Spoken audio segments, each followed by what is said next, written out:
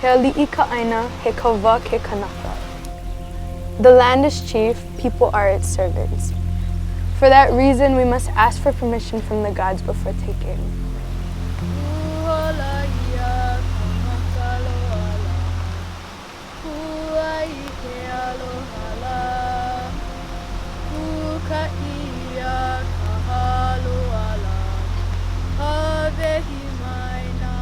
Most people nowadays will go to the store and purchase flowers to make, whereas the traditional way is to go up into the mountains and you gather it yourself.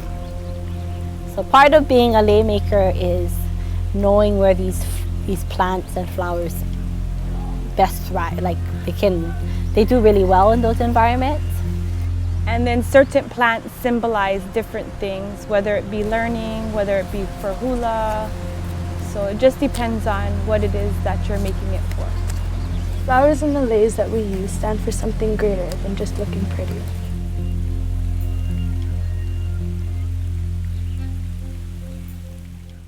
Those flowers all have significance in certain what we call akua, or gods, or elements in our culture.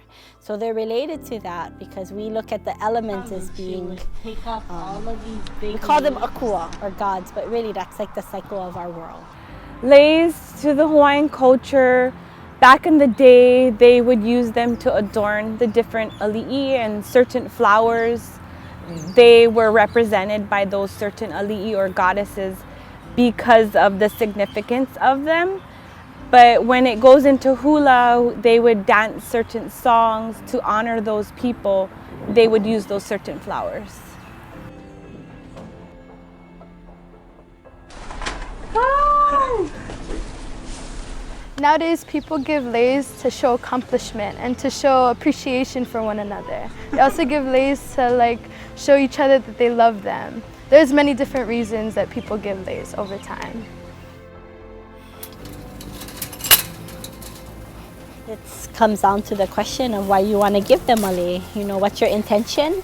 But for me, I think I want to take it to another step where it's like, you know, I took time to do this, and if I took time, then that shows this person that how much I appreciate them. When you give someone else a lei, or when you're making it in general, you need to have good thoughts, or good mana'o, just good mana in general, because whatever you put into the lei is what the other person will be receiving. So it's about that whole process, like how you feel. You check how you feel. Are you ready to make this lei? Is it going to be your absolute best lei?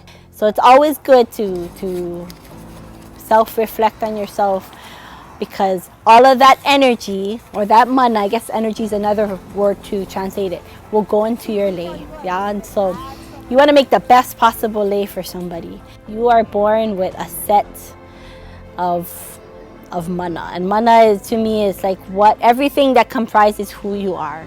It's your connection to things, your connection to the land and people around you. It really is a part of you. You're sharing your part of who you are and gifting it to them. So that lei will always stay with you forever. When I receive or give a lei, I make sure that the people know how to dispose of it properly. So give it back to nature. So maybe put it on a tree, or just put it in its natural surroundings. It's the cycle of life, yeah. It feeds the land. I mean, feeds it in the way that it'll decompose and be a part of that place. Put it with your other one. Maybe those three you can twist if you want. Put it with the shorter piece. There's a lot of lei makers nowadays than there were before, passing it on to keiki that are gonna be future lei makers, or share that awareness as well. That I think it's gonna be a successful thing in the future.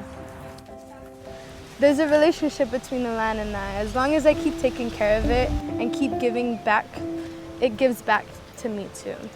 This is something I learned from my godfather, my kumu. I know that one day it will be my responsibility to teach future generations.